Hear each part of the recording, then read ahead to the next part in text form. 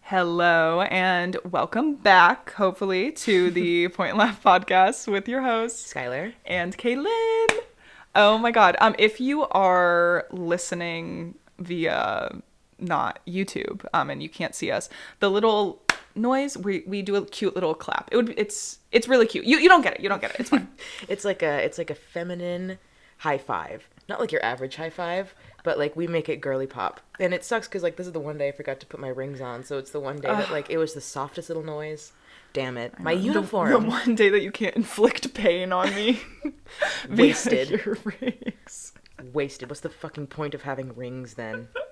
If I can't like be a mafia boss and just have like, oh, she's killed people. If I have like a ring on every hand and then I'm like, kiss my rings, please. Kiss my Ass, please. Today we have a I was gonna say a very exciting topic. It's really not that exciting. It's actually like kind of really depressing. It's soul crushing, especially like considering me. My birthday is this weekend, God. so if you want to talk about like This is mortality timely. and aging and a woman's worth depending on her age, if you think Yeah. that's important to us in everyday life, how about someone who's get one more year around the sun, baby? Like. Your brain is gonna be fully developed though. How does that feel? Can you feel it like forming from goop? I can feel it trying to actively escape from my stupid cranium. I imagine our brains are just like alphabet soup, and then once you turn 24, like the letters actually spell something, you know? Have you seen a Goofy movie? Yes. Oh my God. Hi, Yeah. Dad Soup. So cute. Now I want to watch a Goofy movie. Oh my God, that movie made me, I don't know why, but when I was a kid, I so badly wanted to make a can of soup with like a cigarette lighter from the car. Like, do you remember how they did that? Yeah. I was always like, oh my God, if I'm ever like trapped in my car and like can't leave, I can make soup. Damn it, you're so lucky. All that I got, my main takeaway from watching a Goofy movie is how much I wanted Max Goof. Not, who's the like hot like poetry, That's from the sequel. I didn't know about that oh, yet. the sequel. They made two of them. Maybe that's the only one I've seen now that I'm No, I've only seen one. The Alphabet Soup one is from the first one. And then they made a sequel where he goes off to college Oh. and like participates in the X Games. I think I've only seen that one. I think I'm fabricating the the X alphabet Games? soup. Yeah, there is a movie. There is a movie. No, I know, but I think you're saying it, and by you saying it, I'm just like, oh my God, yeah, no, that like totally happened. And I think in my brain, I'm like connecting dots that aren't there. I don't think I've seen the first one. Anyway. Well, I know what we're doing after this podcast ends. Good. Woot woot. Anyway, aging, getting older, decaying. Oh my God, yeah, speaking of aging, that movie was so long ago.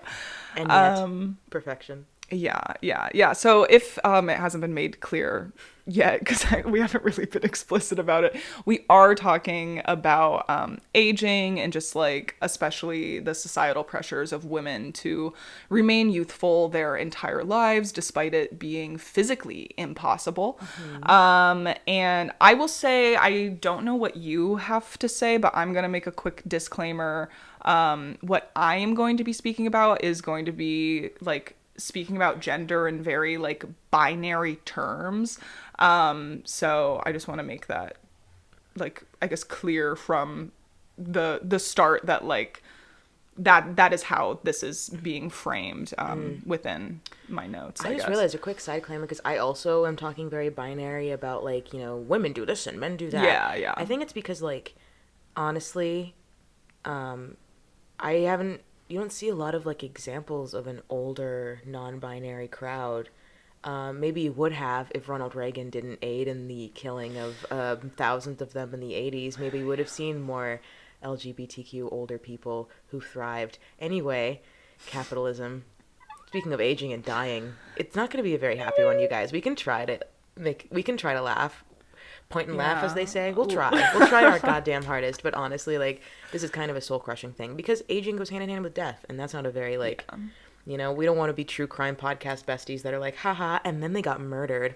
He. Maybe she should have worn Raycon earbuds. No.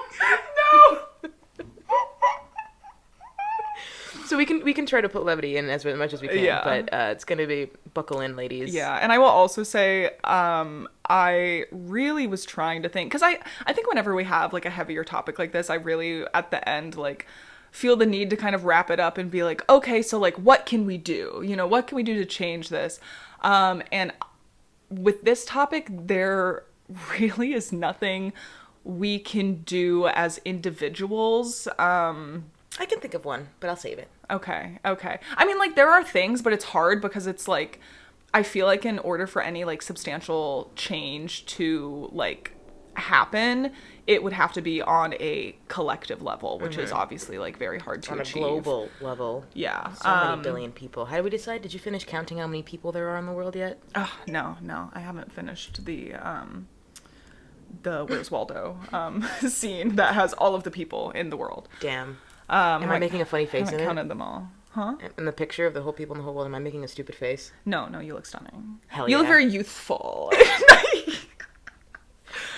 Anyway, yeah, let's just get right into it. Absolutely. Yay! So I think the first thing that I kind of think of when discussing this topic is just like how early on like women are indoctrinated into this like ideal standard of beauty. And I think especially when it comes to like women aging and how that is considered so grotesque in so many scenarios. I think especially in media. I think back to like, I don't know, obviously you think of childhood, you think of like Disney and Disney princesses perhaps. And I think of how a lot of the villains, or at least the female villains in a lot of those Disney movies are quote unquote like old hags who are jealous of like the youth and vitality of the young princess, and they're like, I used to be like that, blah blah blah. Or they like, you know, create some magic potion that like disguises them as this like youthful creature who's so beautiful. And just how like villainized older women are in media from such a young age. So I just want to like really jump on in. Oh yeah, no, take it away. No, because my animation history brain, like, oh my god, part of the reason is because it's okay. Not Disney didn't invent media. Not to be a Disney adult about it and be like, Disney is the source of any and all like movies. Like, they didn't invent film or any sort of tropes. But like, even going back to like, you know, the Grimm's fairy tales, but especially, you know, Disney, because we talk about it and it's easy to like throw tomatoes because we know of it. Women were not actually allowed to be in any part of like the story department. Any like design department, they were allowed to be colorists. So if you wanted to be a woman and be hired at the Walt Disney Company, you either had to be like, I mean, some artists were allowed to be in like pre-pro design work where they like looking at like, but mostly if you wanted to be a woman and work at the Disney Company, you had to be like coloring in other people's established work. So I don't think it's a coincidence that no women were ever actually involved in the storytelling making of any of these. Again, Disney did not invent the trope of like youthful whatever, but even Grimm's fairy tale, like the brothers wrote them, collected them, deciphered them, the Bible, you know, like how often you see all these tropes of like women being like jealous, how many of them women themselves were not actually allowed to tell those stories. I don't know. Thought I'd jump in. Yeah. Keep going. Well, and even like speaking historically, like I feel like you can kind of link these parameters of beauty back to when like kings were literally marrying 12-year-olds because they were like young and fertile and they were going to have like the longest span of time to bear children and rear children because that was like the king's legacy, and if they you know, if they had sons and all of that. So it definitely links back to the, I don't know, I hate to say like the biological like standard of what men back then were like looking for in a wife. Like, they weren't looking for someone to like laugh with and have thoughtful conversation. Like, they were literally just looking for like a young hot thing that could give them children. Not even talking like European, like we're talking like ancient Greeks, we're talking Romans, we're talking, again, like this is still, I can only speak on white people history, sorry. I'm sure maybe it was different in like ancient Ghana, I don't know, but I can only speak on what I only know what I know. So I only know white people history. And white people history, people are weird about women. God, there's even a quote that I swear to God jumped straight out from like year 5, where it's like some ass on the internet will go, if she can bleed, she can breed. Yeah. And I'm like, oop, I got my first period when I was 12. I think you should go to jail. Ooh, yeah, you should maybe go to jail. Yeah, but like historically, I feel like that's kind of where like the idea originates, and then like obviously that has changed in more recent years, but I think that general idea of like youth is beautiful and old is ugly has kind of like permeated our current like culture. And even like, you know, obviously I was talking about you know, like Disney and kind of like when we're children, but like even in more recent times, like I will say I'm big fans of the movie like Barbarian and X, but a huge part of both of those films are like the body horror that comes from like these old aging women and their naked bodies and how like disgusting they are simply because they're old. Yeah, the first episode of The Last of Us, you have the woman like losing her mind in the background. You have the one of the scary scenes in It is the naked woman who just like the sight of her being naked and you're just like, yeah, like that in and of itself is a jump scare. Yeah. There's even that scene in like the last Harry Potter movies where like the snake is using that old woman as like a shield, and then you're just like, something's wrong with that old hag, and then she opens her mouth and a snake pops out and you're like, I knew it. Yes, I knew it. We are just constantly being fed these depictions of elderly women as like grotesque and horrible, Creepy, and yeah, off-putting. It is almost never in a context where like they are beautiful and kind and At the kindest, they're like endearing granny. Yeah, where it's just like, but hey, never Sonny, in a sexual what's way. cooking? Yeah, because then if old people having sex is like in like comedy movies, because they're like, Yeah. grandma getting it, that's weird, and that's the funny. But how many times have you seen in media like a much older man like having sex with a younger woman, and that's not considered grotesque? Like the old man isn't considered grotesque in that scenario. And I mean, in certain contexts like maybe he is, but like not to the same level that like just simply seeing the aging body of an old woman is in our media. And even like this truly permeates like all aspects of media. Like if you think about like even YouTube, and to be fair, it's like targeted ads, so obviously like I think a lot of men probably aren't getting these ads, so it's probably maybe women who surround themselves in like the beauty community on YouTube, or you know, the fitness community, or anything that kind of has to deal with like your general like aesthetic appearance. You are getting targeted with ads that are like anti-aging serums or this new miracle supplement that's gonna make you lose 10 pounds. Age rewind.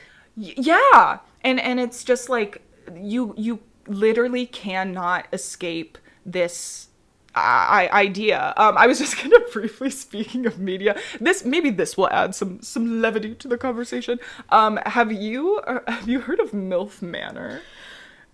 No. The new hit reality TV show. I want to go to there. The new hit. Cody Ko released a video on it. I do want to watch it. It's on Discovery Plus, which I mooch off my parents' account because they're like obsessed with TLC and stuff.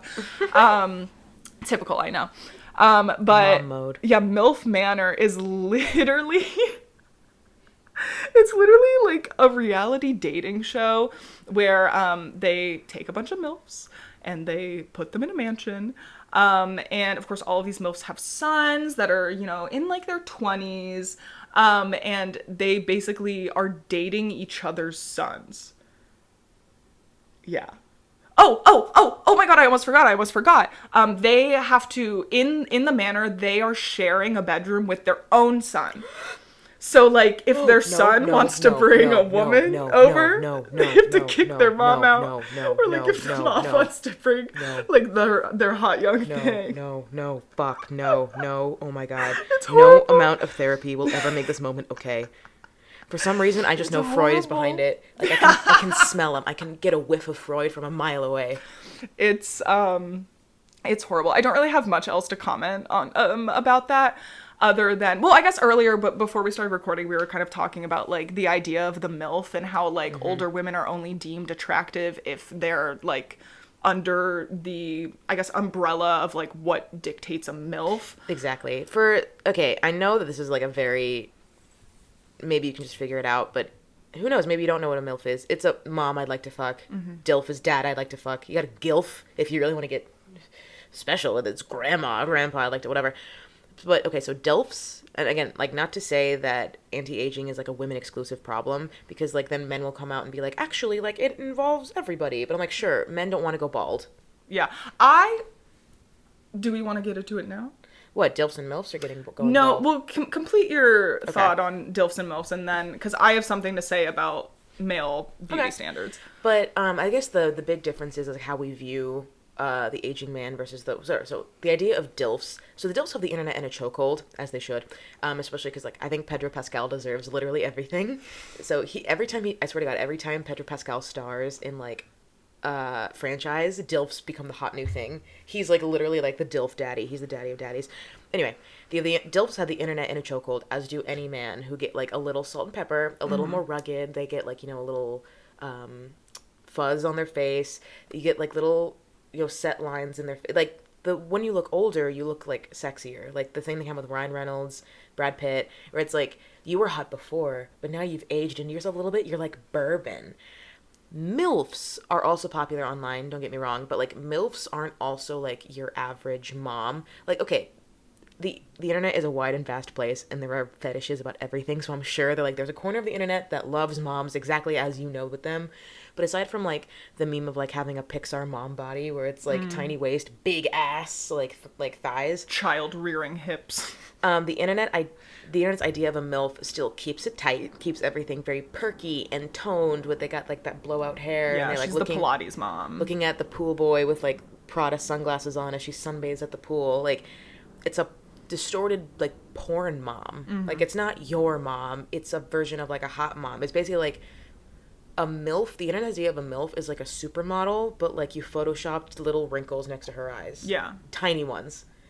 And like that's the only way that the internet can imagine a woman aging, is like not looking any different, but just looking a little older, maybe a little more gray. Yeah. Well, and it's not even like that old. Like the average like quote unquote MILF is gonna be between like 40 and 50. Yeah, you got the Stacy's mom. Yeah. You got the like, hey, Miss Parker. It's just another like, even your idea of like an acceptable version to sell of like an aging woman is still like hard for everyone to be. Yes. Yes. So I have much to say about the beauty standards of men. I read this really amazing essay by Susan Sontag. It's called sorry, I keep hitting the table. It's called The Double Standard of Aging. I will say there is a weird kind of racist part in it that I won't be discussing, but if you do read the essay, just know that that's in there. But there's this really great There's this really great quote. I'm just trying to stay young. There's Everybody's a Sexy Baby Part 2. There's this really great quote, and actually all the quotes that I'm gonna share are from that essay. But I think it really goes very in depth to like the double standard of aging between men and women, and like how this idea was created and all these things. So the quote is, "Beauty, women's business in this society, is the theater of their enslavement. Only one standard of female beauty is sanctioned, the girl. The great advantage men have is that our culture allows two standards of male beauty, the boy and the man. A man does not grieve when he loses the smooth, unlined, hairless skin of a boy, for he has only exchanged one form of attractiveness for another, the darker skin of a man's face, roughened by daily shaving, showing the marks of emotion and the normal lines of age. There is no equivalent of the second standard for women." Yeah. Which like... This is so dumb. I'm going to cry. No, but it's fucking not. It's fucking not, because literally, like, the more I was, like, delving into this topic, the more angry I fucking got, because I'm like, this is simply so unfair, and there's truly, I mean, like, no way to escape it unless you just choose to take an act of rebellion and just like age normally and be confident in that. And that is really the only way. But even if you choose that route, you know that other people are going to judge you because of it, and other people are going to comment on your appearance because of it. So there's literally no fucking winning. But then if you're a man, you're allowed to age and you are allowed to become this man. But as a woman, you have to remain a girl. You have to remain this like tight teenage girl, this 22-year-old girl, like whatever. Not even then sometimes. Sometimes like the Lolita principle is also like when she said girl, I didn't always take that as like, being in your teens and your 20s, even though like the most popular porn category is like barely legal, just turned 18, teen. But also like just little girl, like the hairless, giddy, wrinkle-free girl. Yeah. Yeah. Hairless is really the kicker. I'm gonna throw up. Yeah, but it's like it's not that men don't have their own like beauty standards to acquiesce to. It's rather that the female parameters of beauty are so much narrower and so much impossible. Let's be fucking honest. Impossible to achieve. Literally impossible to achieve unless you are like a genetic miracle. You're grown in a lab. Yeah. Like, it is just so frustrating that, like, not to say that, like, I don't know, I think especially, like, the whole balding issue, like, so many men are so self-conscious of that. And it's like, okay, you are self-conscious of something that, like, might happen to you. It doesn't even happen to all men.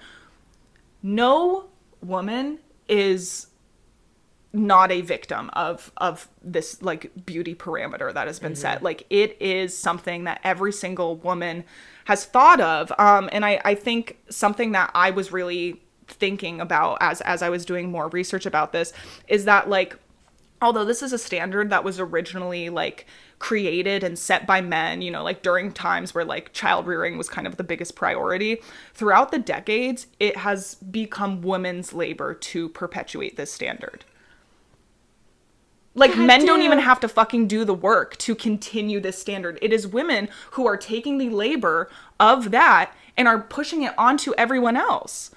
And like, not to be like, it's women's fault, because obviously it's fucking not. But like, if other women didn't care so much about maintaining their youth, like, would this idea still thrive in the way that it does currently?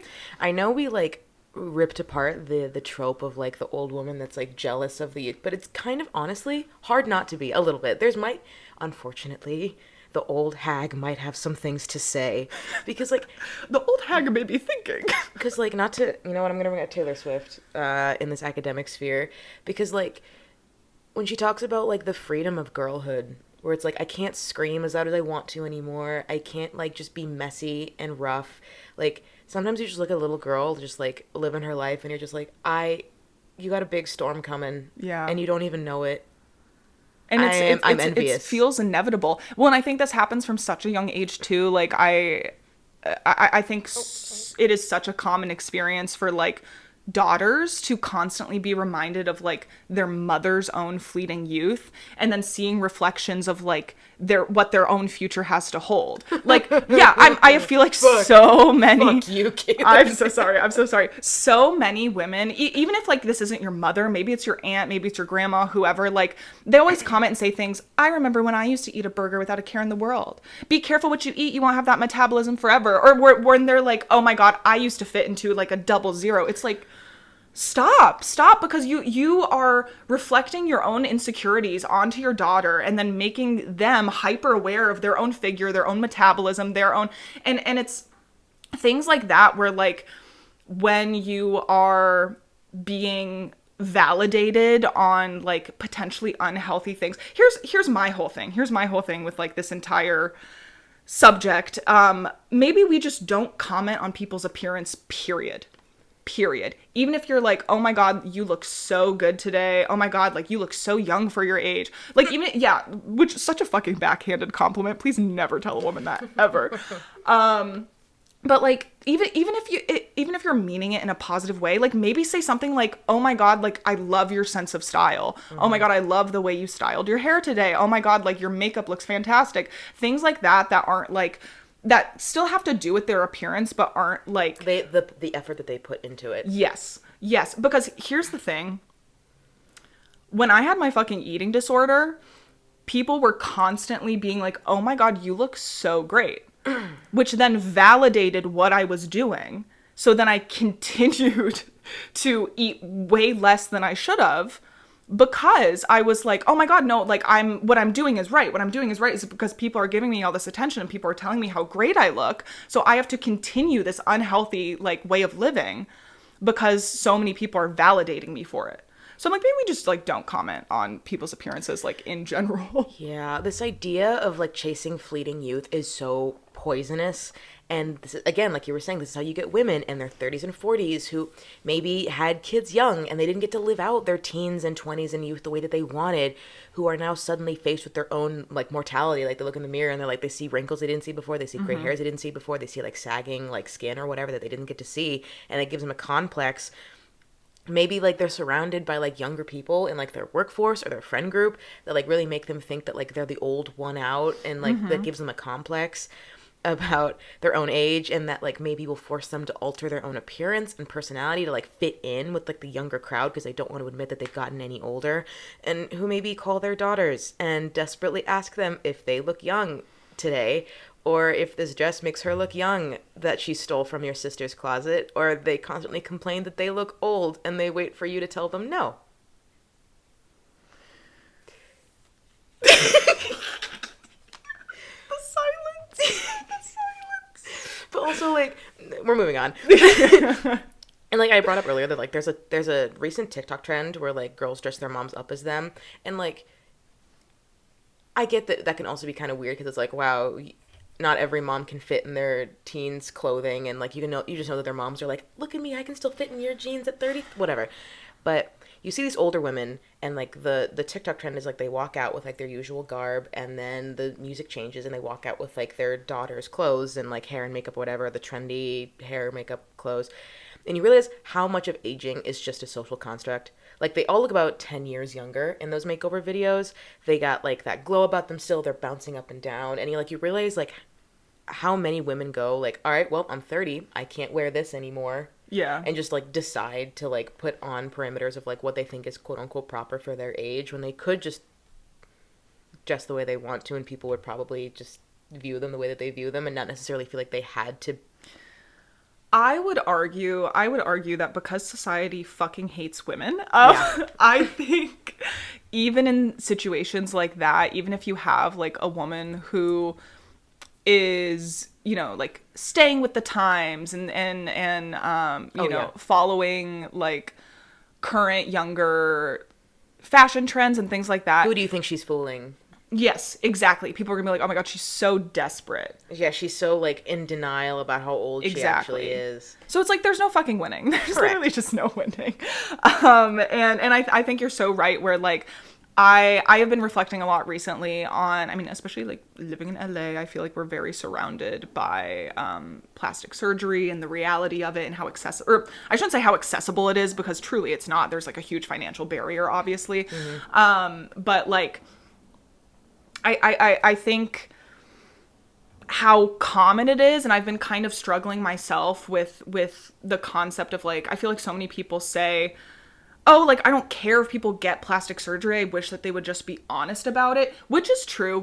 I think if you get, if you are a public figure and you get plastic surgery, I think you should be transparent about it, because obviously that's not fair for like younger women to be like, oh my God, why can't I look like that? Yeah. You can't look like that because you don't have surgery. You didn't get the surgery, yeah. But on the other hand, is that really better? Because that just normalizes the idea of getting plastic surgery. And if everyone around you is seemingly getting plastic surgery, that is just perpetuating a different beauty standard that is also difficult to achieve. I also want to do like a whole episode on like the double standards of plastic surgery, but just like tiny things where it's like almost expected that like for a Jewish girl to turn 15, her like bat mitzvah present will be like a nose job. I'm just like, why though? Like, why?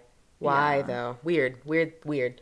And yeah, so we don't want to get into it now, because like I could go off on like a whole other podcast level tangent about like, you know, because then people are like, no, it's my choice. But I'm like, if you were locked in a fucking closet for like 20 years and no one ever spoke to you, you wouldn't have probably felt the need. Exactly. You would have never felt the need to change your appearance in that way, because you would have never been as hyper aware of it, because no one would have been telling you that like that is your most important asset. Yeah. And I think for so many women, like, you are conditioned to believe that your youth and your looks is your most important asset. And like, I can't say that I'll never succumb to these pressures. I can't say I'll never get Botox. I can't say I'll never get a nose job. Like all of these things, like I don't know where I'm going to be in the future. I don't know how self-conscious I'm going to be about my own age personally.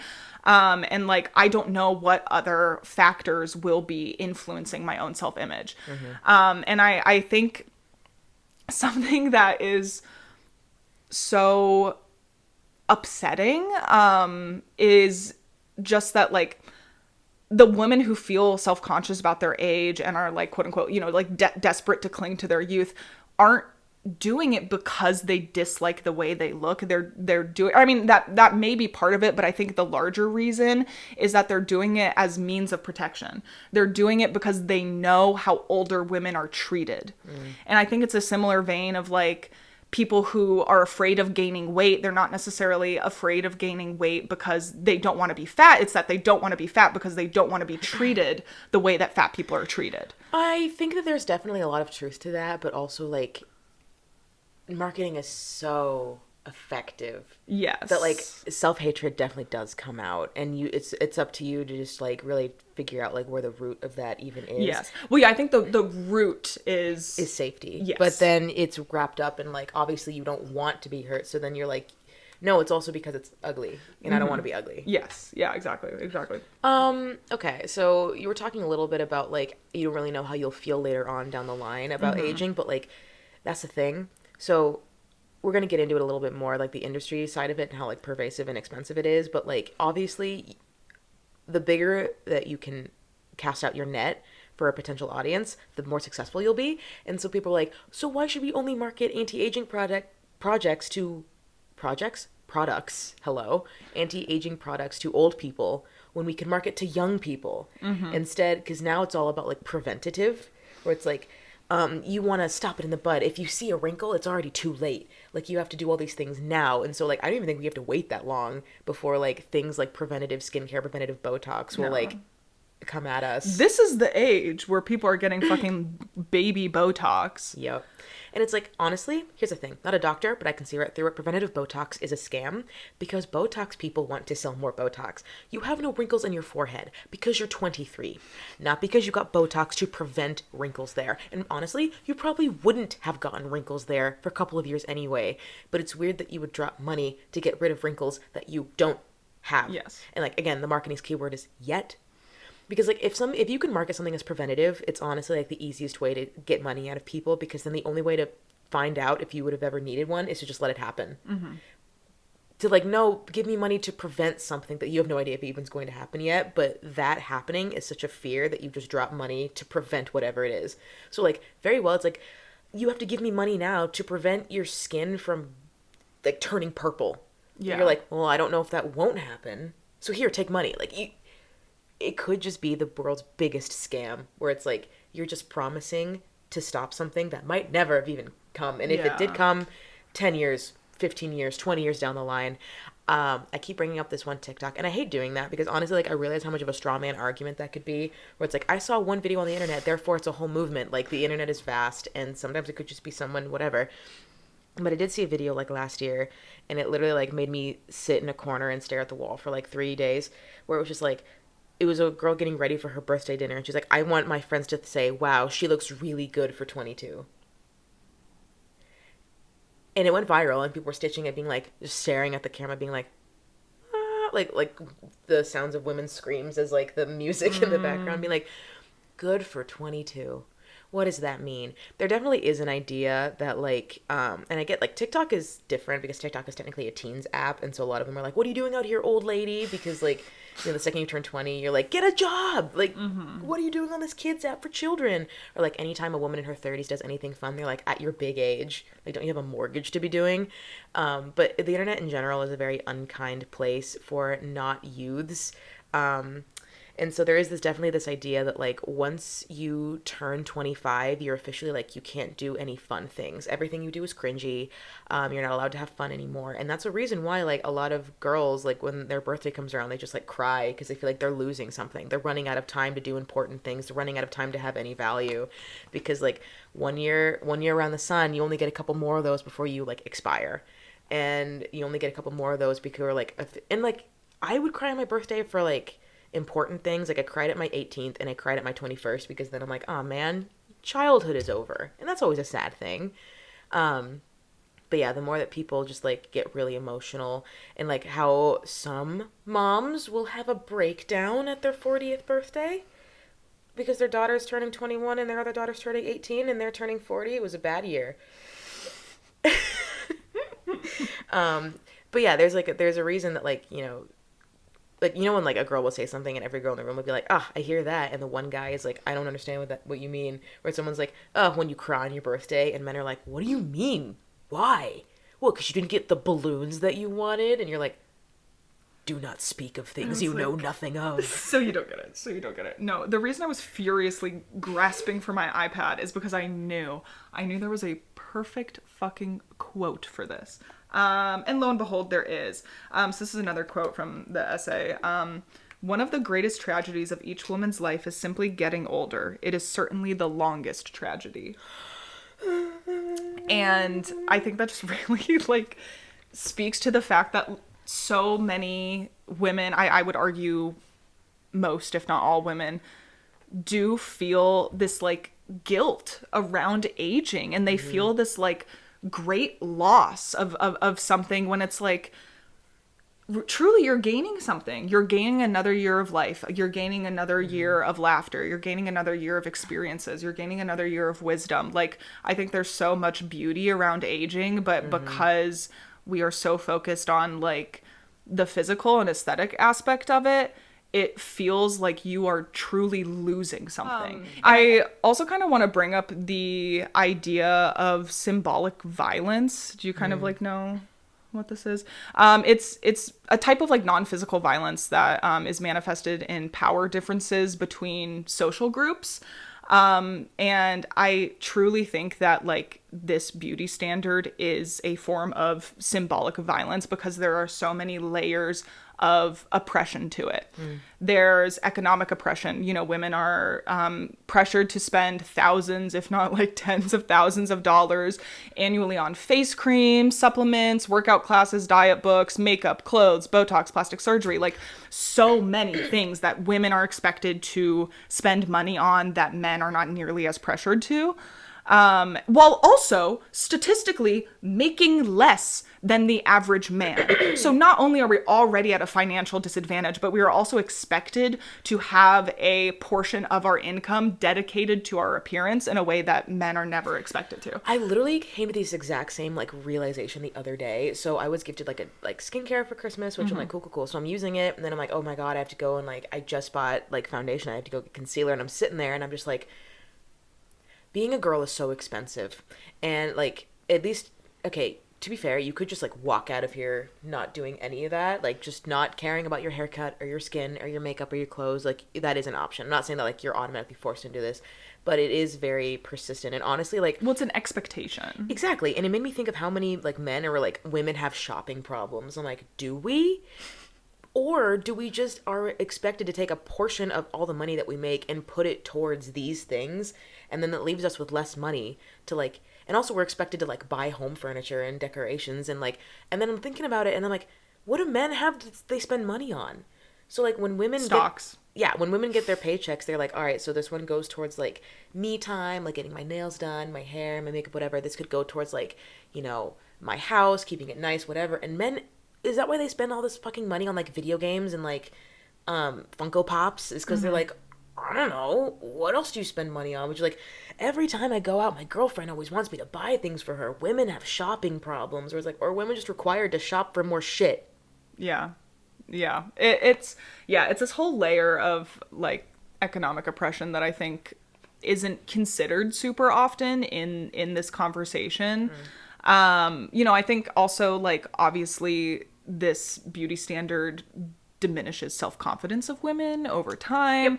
Yep. We were talking earlier, like, I think we can all think, this is how fucking common it is that I think almost every single woman can think of one other like female figure in their life who comes across as like desperate or jealous and is always commenting on their own appearance or comparing it to yours. They're always reflecting on their youth and how much like skinnier and prettier they used to be. Like almost every single woman I know knows another like maternal figure who does that. And I think because of this pressure to remain young, which once again is literally impossible, it is literally impossible, but it is something that we are all expected to strive for. It keeps women emotionally fragile because you are constantly seeking validation on your appearance. And if you don't do that, or if you, I don't know, for example, like you don't wear makeup one day and people are like, oh my God, you look so tired. That diminishes your self-confidence and keeps you emotionally fragile, which is like literally a manipulation tactic that abusers use. I know my parents didn't mean anything by it, but they talked about, so I had a neighbor growing up who was definitely like didn't care about any of that. So like she just kind of wore whatever she wanted to wear. She didn't wear makeup. She got like a short like boyish haircut and whatever. And my parents would just be like, it's just disappointing to see a woman who doesn't care. Like, not that she even let herself go, but just like, you know, at least like clean up nice, you know, like. And I'm just sitting there, and even as a kid, and it really got to me and my sister, just like this idea of like, what do you mean doesn't care? Like, there's just this expectation of, like, an added level of quote-unquote self-care that you have to do in order for people to think that you have it, like, on lock. Like, if you don't have your skin and hair, like, if you don't clean up, quote-unquote clean up, if you don't put on a fucking coat of mascara and, like, put on clothes or whatever, and there is just an extra layer that you're just expected to do. Otherwise, it's like you don't care. I don't know. It's... Ugh. Yeah. Sorry, parents, but that was fucked up. And then no, that's very fucked up. And it, I don't know. It just goes back to the thing of like, you can't fucking win. You literally can't fucking win. Like, if you know, go against these beauty standards, you're going to have so many people commenting on like how lazy and gluttonous you are and how like you've let yourself go and all of these things. But then on the other hand, if you care too much, then you're desperate and you're jealous and it's like, Yeah, you you're literally just can't delusional. fucking win. Like, yes.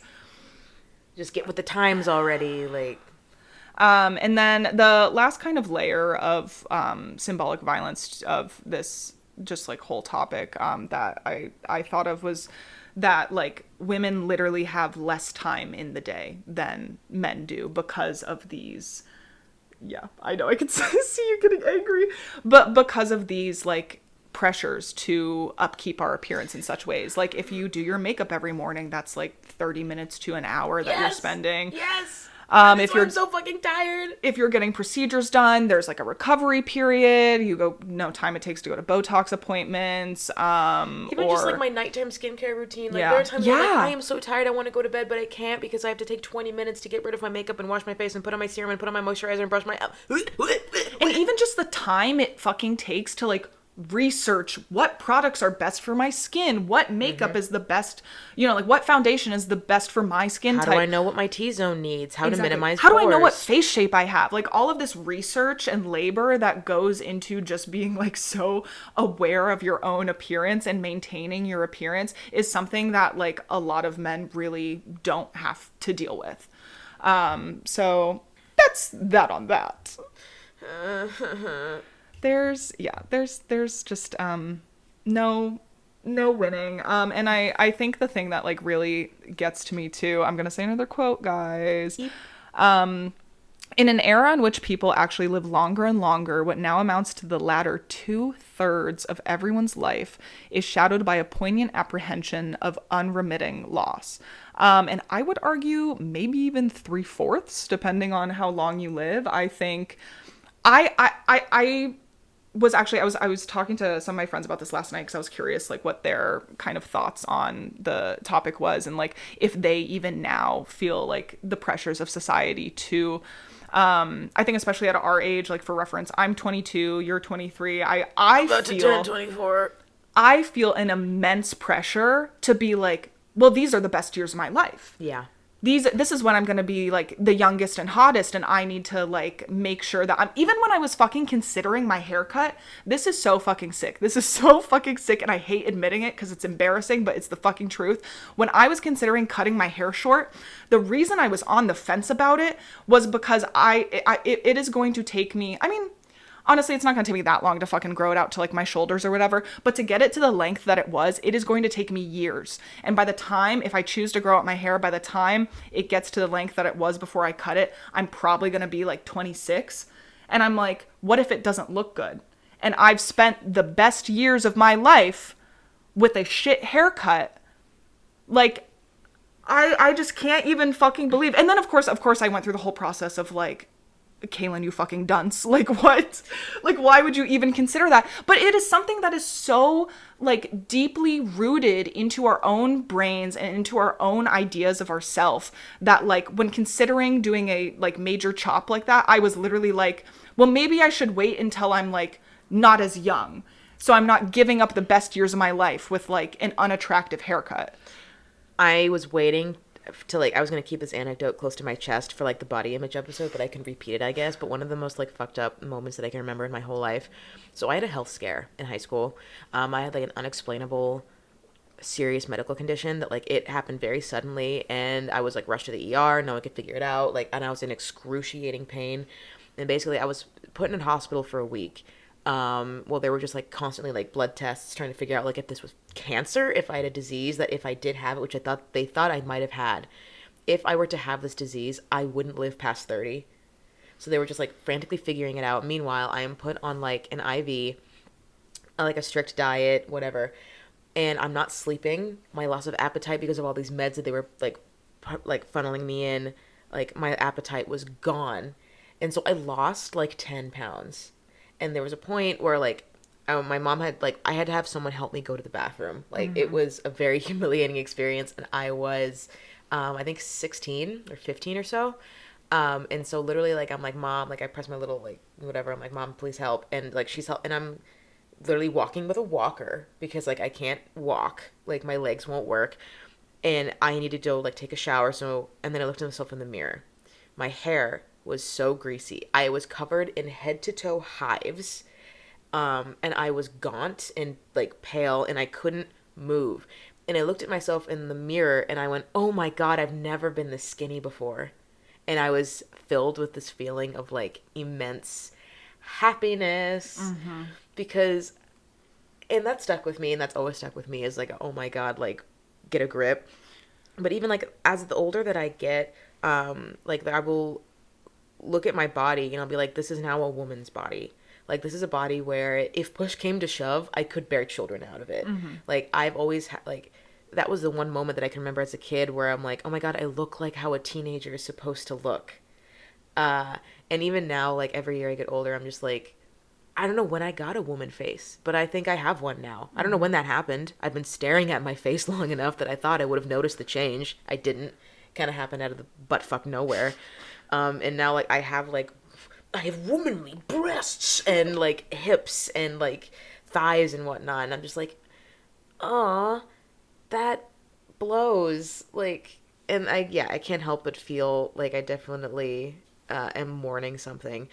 And, like, so what gets me the most about this whole anti-aging industry, which it is, like, God, there's just so much money being dropped into, like, this idea of stopping aging, is how futile it all is. Like, there is literally no way to stop the appearance of aging. Even the richest people in the world, with their Botox and their $1 million treatments and their creams and their surgeries, whatever, they will look older. Will they look like, quote unquote, good for their age? Maybe, but not forever.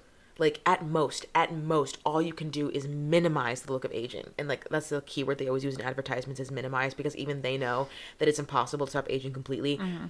Regardless, you will get wrinkles. Your skin will sag. Your hair will thin, because your body's been alive for decades. It's been exposed to the elements. It has moved.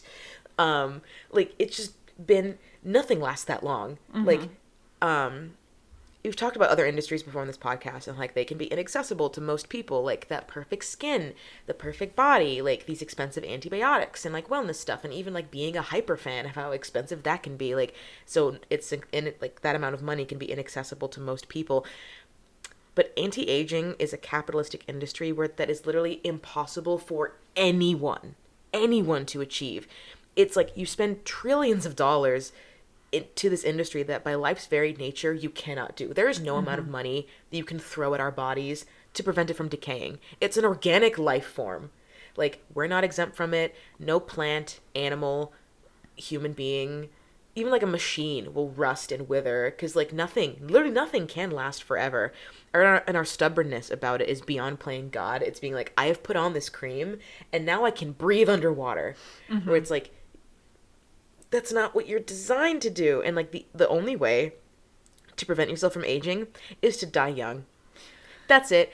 And even then, like, we will be skeletons and our body will like melt into like a bunch of slosh that's just like oozing around our caskets. Like, that's our fate, which I think is another reason why people like there's plenty of reason to be obsessed with like all of these people because they were very talented, but there's also that level of like people in the 27 Club, like your Marilyn Monroe, your Amy Winehouse, your Kurt Cobain, where it's like, oh good, they never got to age. Like, their lives are also like very tragic, obviously, and that's the main reason that they garner like public interest. But also the thing is, like, you're never going to see Marilyn Monroe get old, and isn't that beautiful in a way? And it's like, no I would have preferred she get old. Actually, she never got to have a baby, which is sad, but if you think about it, she never had to gain any more weight. So I'm like, guys, get a fucking grip. Get a fucking grip. Seek help. And it's like, even if you do get all the filters, all of the injections, all the plumpers, the plot, whatever, you'll just look like an older person with fillers and injections and plumpers. You won't look better. You'll just look different. Like, fine, you won't look like the women that we've seen, but you'll just look like a different type of older woman. That's not going to be any better. You'll just look different. Mm-hmm. Well, and I think it's really interesting too. We like sort of touched on the idea of like how beauty and aging or like a woman's attractiveness is often used as like a moral symbol. Yeah. And I think so often of like the tweets of celebrities that are like, this is how you age when you're an unproblematic queen. Yeah. And white people age like milk except when you stay in your own lane. Well, and then they'll have pictures of like Anne Hathaway, who's like 35. It's like it's like, yeah, she looks 35. Like, she's a very beautiful woman. But like she's 35. Like, that's not like that 35 is old. not. I don't know if that's her 68. actual age, but like she's definitely in her 30s, you know. Or like even people like oh my god, Jennifer Aniston, who she's 40. Is she? Oh, Anne Hathaway. Anne Hathaway's 40. See, and then Jen. I think she's like 50 something maybe. Jen Aniston is 53. Yeah, 53. Jennifer Aniston, people will like point to her too, and they're like, oh, this is how you age when you're like unproblematic. She's also like the face of, I'm gonna get the brand wrong, but it's some like L'Oreal like anti-aging serum. She's in like all those commercials. Yeah. Isn't it Aveeno? Maybe, yes, I think so. That sounds so right. With olive oil extract. Oh my god. But it's like even with J-Lo. Even with those examples, because I think the thing is, I think people see examples of women like that who they're like, oh my god, she's 53 and she's still beautiful. So what do you mean still? Well, exactly. And there's another amazing quote. Some of this is paraphrased, but basically, women who successfully delay the appearance of age don't challenge the rule about the relation between beauty and age in women. In fact, they're admired precisely because they are the exceptions, because they have managed to outwit nature. Such miracles, exceptions made by nature, with the help of art and social privilege, only confirm the rule, because what makes these women seem beautiful to us is precisely that they do not look their real age. So it's like when you have these women who, let's be honest, part of it, the biggest part, frankly, is genetics. Yeah. The biggest part is genetics. If you're a celebrity, you're probably hot. And if you're hot, you probably have good genetics. Let's be honest. But I think so many people completely disregard the fact that most of these photos are intentionally lit. They're perfectly lit. Often they are retouched. And outside of just like the altering of images in that way, even if these people haven't had any work done, let's say they haven't had any Botox, they haven't done anything, they probably get really expensive facials. They probably have private or personal trainers, private chefs, lymphatic drainage massages, like cryochamber therapy, like all of these very expensive tools that are used to like, I don't know, extend the or not extend, but like to make you hot, essentially. Like even if they haven't had work done, they have these other inaccessible means of like maintaining their quote unquote youth that the average person is not going to have. But the average person still wants to look like that. Yeah. They still are going to strive for that. So instead of getting an expensive facial, they're going to buy the $100 moisturizer. You know, so it's like, I mean, of course, as you were saying, like it all ties back to capitalism as well. But it's, I don't know. I like really wish I had a solution to this. I think the only solution is simply to protest by not adhering to the like fear of aging.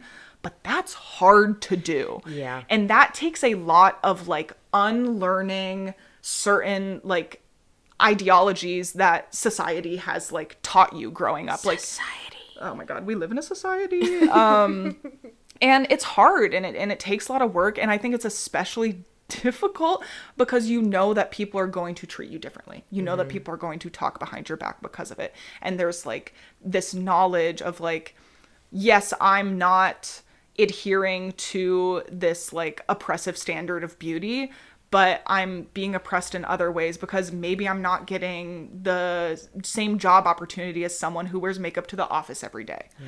Maybe, have you heard of femcells? Barely. I know of like, my brain can kind of fill in the blanks, but I don't actually know like the by book definition. It's basically like a group of women who are convinced that like everything that is wrong in their life is because they're not conventionally attractive. So so that's literally it, like incels for femme. Yes. Okay. Yes, exactly. Uh-oh. And there's like there's like certain terms. This is bad. Please tell me, look me in the eyes, Kaylin. Am I a femcel? No. Good. No, you are not a femcel. Oh my god, oh my god, oh my god. It goes very deep. Bingetopia has a really good episode on it. I love Bingetopia. Always be plugging. I do always be plugging. They're like my favorite podcast. Me with Heartstopper, you with Bingetopia. But they have a really good episode about it. That's like how I know about it. But I wish I knew the exact terminology, but unfortunately my brain is not the steel trap that Skylar has. I forget things very often. But there's like certain terminology where basically there are like micro things you can do to like improve your appearance, things like Botox and filler, and then just maybe not even Botox and filler, maybe it's just like makeup and hair dye and like things like that. But then there are also like macro things that you can do, like a nose job or a boob job or like things like that. And yeah, it's basically just a group of women who deeply believe that the reason why life is unfair and cruel is because they're not conventionally attractive. And it's like, unfortunately, like there's a little bit of truth to that. Yeah. There's like a little bit of truth to that. But I just start singing The Hunchback of Notre Dame. The world is cruel. The world is wicked. It is. And it is. And he spoke the truth. But like they go wrong in a lot of other ways. Are those the women that like self-police? Like they'll like comment on like a woman in their like on their TikTok and be like this is the reason that men don't love, like, is that them? Yes. Like very like pick me, very, and people will literally like post photos of themselves and be like, what can I change to like be better? And people will comment and be like, your eye needs to be lifted to like this certain degree in order to like maximize your like attractiveness, like that. Yeah, like that insane. You know what my response to that is? Go ahead. There's a Brittany Broski sound where she's being interviewed in a podcast, and they're like, do you ever, like, consider that maybe, like, making yourself somehow more attractive to men? And she goes, no. Yeah. The idea, and I get it. Like, there is truth, and, you know, it might be easier to just, like, be attractive to men because then, again, like, if they're in any sort of positions of power, like your workplace or whatever, it might be easier to gain up, whatever. But honestly, the idea of getting surgery so that a man will find me attractive, I think I'd rather eat my own liver. Well, it's also interesting too because there's like a certain balance, right? Like if you want to be successful in a career, like you can't be too hot. Yeah, like you have to be slept your way to the top. Exactly, like you have to be attractive, but you can't be too hot. It's like the Elle Woods principle. I was gonna point to, oh my god, why can I not remember her name? The Dropout. Oh. Elizabeth Holmes, and Theranos. Oh my god. Imagine with one drop. But that was like kind of part of the theory with Elizabeth Holmes was that like this isn't me like pro Elizabeth Holmes. Yeah. Uh-oh. Well, no. Well, like part of the theory with Elizabeth Holmes was that like the reason why she was able to like go so long without being caught and to be like so influential like in the like medical tech industry is because she was attractive, but she wasn't too attractive. So she was attractive enough for people to kind of be like, oh, like she's pretty, like she's charming, she can, you know, like she seems to know what she's doing, but she's not so pretty that people are distrust her. Yes, that people are distrusting and that they're questioning her intelligence and things like that. Ooh, it's a very like AOC is also like kind of fit into that little binary where like she's like too hot for some Republicans to handle. Literally. The fucking dancing on the roof? Are you kidding? Are you actually joking? Ironically enough, the thing that connects AOC and Elizabeth Holmes is red lipstick. Maybe that's the key. We just show up our next podcast, we both have red lips. I guess kind of escaping the beauty standard of it all and just like facing mortality in general, like it is very scary. Like it is a very scary topic, and I think something that a lot of people, you know, try to avoid thinking about as much as they can. But although that's very scary, I really try to look at aging and life as, first of all, it's such a blessing. So many people, unfortunately, like aren't able to even get to the age that we are at, and that is like so unfortunate. And with every year, I think comes more knowledge, comes more wisdom, comes more travels, comes more friends, comes more, even like bringing it back to, I just said escaping the beauty standard, bring it back to the beauty standard. Something I'm like kind of insecure about is I have smile lines, and I know, don't make fun of me. I'm trying to find them, Kaylin. I'm not making fun of you yet. That will come later. Well, I have like smile lines, and I realize that it's one of those things that other people probably don't notice, but it's something I notice, and I've been in my head about, I'm like, I'm so young, I shouldn't have lines yet. Like, I shouldn't have that. But I watched a really great video essay, like, kind of about this topic, and she brought up the idea of, I'll link it below, because I can't remember off the top of my head, I'll link it below, but she found a study where it's theorized basically that like your expressions have an immediate impact on like how deeply you feel that emotion. So people who get Botox and can't move their muscles as much, it literally like numbs your emotion to a certain extent, because like when you're laughing and you're if you smile when you laugh, it causes you to laugh more, and it causes you to feel that emotion like more deeply. Or when you're angry and you furrow your brows, like it causes you to feel that emotion more deeply because there's that physical connection to it in your brain. But like if you're getting Botox and you are literally like paralyzing the muscles that create those expressions, you don't feel those emotions as deeply. Yeah. I just know, literally, I am so expressive. Like, everyone, the second, I think I'm being so mysterious when I'm spacing out, and then immediately everyone in, like, the nearest vicinity goes, like, what's wrong? You gonna cry? Yeah. And I'm like, Like, there's even a moment in the last podcast where, like, you could see every single emotion that my face ever made. So, like, my face is finely attuned, and I just know that I use my face too much that it has to get wrinkles. Yeah. It's like stretching out a rubber band. Like, it's going to lose elasticity eventually. That's why I hate candid photos of myself, is because I am a very expressive person. So whenever you take a candid photo of me, it's not like effortlessly, like, it's like I'm like in the middle of fucking talking, and it's like not cute. Honestly, like, and this is gonna sound like, again, very Tumblr, being like very like One Direction little things, where it's just like, you can't fit into your jeans, and I think that's the most beautiful thing about you. And you're like, thank you, Harry Styles. But, like, smile lines are the fucking cutest thing. Because what does that mean? You smiled too much in your youth. Cute. More, please. And like the Gib. the wives' tale of like, if you keep scowling, it'll. There's even a line in High School Musical 2 where Sharpay's and Ryan's mom, she's like, tell your sister if she frowns too much, she'll get frown lines. And he's like, I told her twice. And she like rubs the thing between her forehead and she goes, oh, namaste, and like stomps out. But like, true though. The more you scowl, you might have scowl lines, so be happy maybe, and then there'll be proof like 50 years down the line that you were a happy little camper. Yeah. Have you tried being happier? Have you tried maybe not being fucking sad? Have you considered that ever in your life? God, so selfish. So I think like my final little ending thing here is like chasing youth. We get it. Like nothing gold can stay gold, pony boy. It can be sad to know like there are just some things you can't do anymore. Like you know, you used to be able to paint, now you have arthritis. That's like a tragedy. Your childhood is over. It's like you can't be that carefree person anymore. Now you have bills to pay and responsibilities to do. You can mourn your childhood, all that's fine. So I think there's like, it's fine to be sad about like the passage of time slowly happening. Nothing gold can stay. 'Tis the nature of youth and life.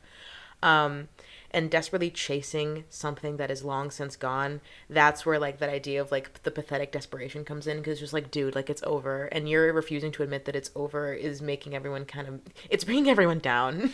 The trip is getting down. And like always like changing your own character just to make sure that like you fit in with the younger crowd. Double checking if you look your actual age, if people see you differently, that's when we know you have an internal issue, that the marketing is working.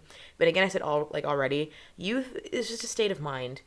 And if you just do what feels right to you your whole life, dress how you want to, do hobbies that interest you forever, and like people will just kind of think you're forever young. People will think you might be obnoxious and that you're in denial. But I'd rather have the judgment be like, who does she, like, I'd rather have someone be like, oh my God, she's too brash for her age, and she's still, not immature, I don't ever want to think of immature, but like, oh my God, she still, like, screams and jumps up and down in One Direction and inevitably have, like, a reunion concert. Like, I'd rather be that embarrassing than the, like, lip plumper out to my nose because I'm, convinced that my lips are deflating because of age. Yeah. Like, you're gonna get judged either way. And there's something kind of freeing about that. If, like, you're a woman and you're going to get older, there's no escaping the judgment, so you kind of get to pick your own judgment. Yeah. It's a fun little game. What's behind door number 1? What's behind door number 2? You get to kind of pick your own poison, and I think that's the only agency that we get. So, let's look at it positively. You're gonna get haters regardless. And if you have haters, it means that you have fans. Sure. Did you just come up with that? No. Nicki Minaj.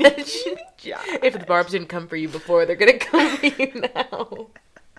No, but yeah, haters gonna hate, and there's like literally nothing you can do about it, unfortunately. And same with aging, there's nothing you can do about it. So embrace it, do with what you can. And yeah, this was kind of a depressing one. Sorry, ladies, but much to think about. And that's womanhood. Yeah, I think it gave us much to think about, and I think I don't know, even just researching this topic more and like going more in depth into it and like looking at the different, you know, like theories behind it and things like that helped me grasp a larger understanding of, you know, kind of the world around me and like the society around me and things like that. And I always think that that's important. So even though this is kind of a downer, well, no, because we're ending it on a positive note. We're ending it on a positive note. There's something like super happy about that ultimate nihilism. Yeah, it's like nothing matters. And exactly. Like, two thumbs up. Exactly, and I think having that realization that like, oh, this is literally fucking pointless and has like no actual like biological meaning or like tangible meaning in the world around me can be so freeing. And yeah, I think aging is a very beautiful thing, and I think it is something to be very grateful for. And I would also like to end this by saying reach out to the elderly people in your lives, because I think something that happens a lot to people who are older and, you know, their kids are out of the house, they have like their own age. I think there's a sense of loneliness that often comes along with that, that can be very isolating. So reach out to your grandparents, maybe.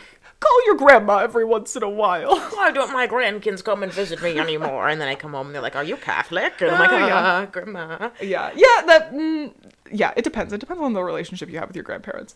The more you That's check in on fair. them, the less likely they are to fall down QAnon. So, That's true. be That's vigilant. actually that's so true. That's actually a big reason why a lot of older people end up in circles like that is because they No are one else is talking to lonely. them. Yeah. Yeah. They need a community, Yeah. and the community center just ain't cutting it.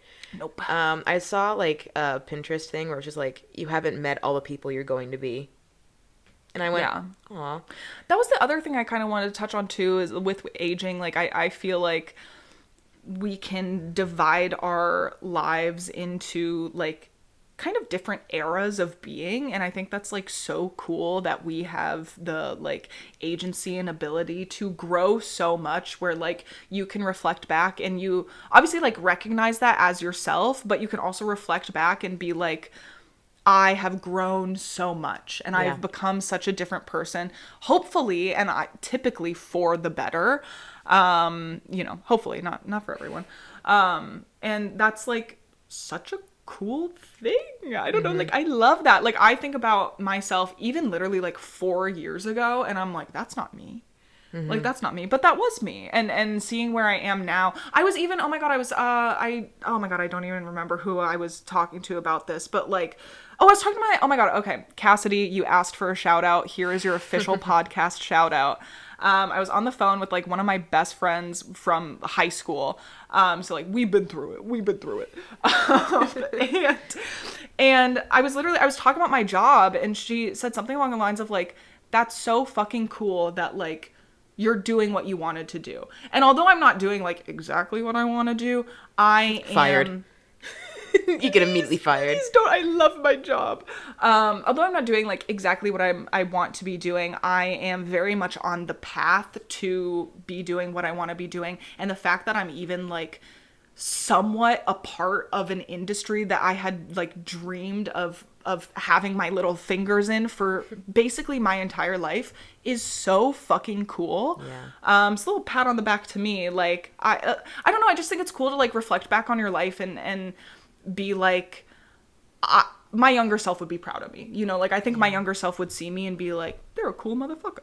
And also, like, I don't know, there's just something very unifying. Like, everybody will age. And that's Yeah. the one thing that unifies all of us. And that's kind of nice. There are two things guaranteed in life: taxes and death. Ooh, did you just come up with that one? Yeah, no, that's from me, guys. That I came up with that one. Well, let's end this way, because this kind of has something to do with mortality and aging and the fear of mortality. It all comes back to like our fear of death, honestly. Yeah. What do you want to do with your dead body? Oh my god, that's so interesting. So actually, you signed up for more than you thought you did. Oh, fuck. Because This one's also going to be an hour and a half long. when I was in college, I took a documentary class. And part of the documentary class was you had to basically like pitch a documentary idea to the class. And the topic that I chose was I wanted to make a documentary about like death, basically, and about like the different ways that you can like, or the different ways that cultures regard death and like the different ways that you can, deal with your body. And in my research in that, I found a really interesting documentary, which maybe I'll link below if I can find it. But I'm pretty sure it was on HBO or something, but it was basically about like the different ways in which you can like dispose of a body. And one way that I think is, or honestly, two ways that I think are like very beautiful. There's one way where you can literally just kind of do like a little, I don't know, like hike with your loved ones and they just like bury you in the woods and like you're just like one with nature again. And I think that's like very beautiful and wholesome and very like natural also. Definitely don't want to be like embalmed and shit and like put in the ground. Also don't really want to be incinerated as well. But the other one, actually, I think the other one does have to do with cremation a little bit too. But the other one that I thought was really interesting and beautiful is that like you can get cremated and you can your ashes can be put into this like artificial coral that they then put into the coral reef, and it acts as like actual coral in an effort to like replenish the coral reef and help the like ecosystem down there, which I think is also very cool and beautiful. Yeah, I agree. My whole thing was like, I like the idea that I come from nature. I will leave nature, because when you get buried in a casket, it's like waterproof. And that makes sense because like here's the thing, I also don't want to poison the local water supply. Yeah, that's the thing with embalming that I'm a little like, so that does seep into the ground. So, but I also like cremated is a little bit of like releasing the energy and not, I said we were going to end on like a positive note. This is very negative, but someone's like, just dump my dead body in the woods. The wolves will be kinder than any man ever will be. But also, and then for a while I was like, ooh, how cool would it be if like they put my like ashes in a rocket and then send it into space and then like my body could help like make other galaxies and solar systems. But then I'm like, and then Hank Green made a TikTok where he's just like, every human being that's ever died is buried in the same place. And you're just like, ooh. Like throughout every generation, there has never been a dead body that hasn't been put in the ground on Earth.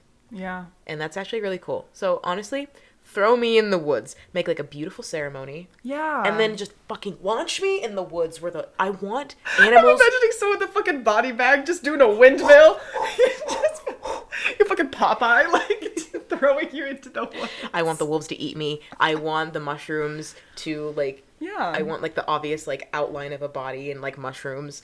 I want nature to eat me alive. I think that's very beautiful, and I also, as Hosier wanted. Yeah, like I also recognize that like this is my earthly vessel, and like my body is not like, once I'm dead, that's not me. Yeah. You know, like once I'm dead, like that's squirrel food, baby. Exactly, like that's just my fucking body. And if you can take that body, even, I don't know, I might donate my body to science. Actually, I don't know what they do with the bodies after. With my luck, if I donate my body to science, Scientology will use me as like Scientology will take my body and put me in a museum of like why mental health like practices kill women. They'll be like, look, a real dead body. She took therapy. See how her brain is melted? Give us money.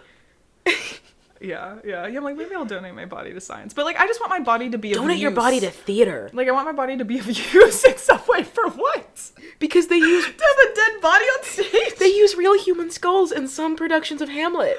Oh, okay, interesting. If you donate your bones. God, so I can be a theater kid in my afterlife as well. Or you can be a Disney adult and get your bones on Pirates of the Caribbean. Ridiculous. We started with Disney, we end with Disney. End the podcast now. And full circle. Thank you guys so much for listening. I honestly really enjoyed this episode. I enjoyed doing the research. I enjoyed having a very thoughtful conversation about it. And I hope you all enjoyed as well. Yep. The best way to get over fear of aging is to get over your fear of dying. So work on that. Yeah. You're gonna die regardless, so. By my hand. This was a warning. I'm coming. I'm in your house, actually. You thought you were alone? You didn't lock your doors. I'm at your door. Bing, bing. I have a knife. Bing, bing. Bing, bing. Bing, bing. Bing, bing is the tapping of the knife on the door. You just show up and you're like, bing bong. Okay, bye. Bye.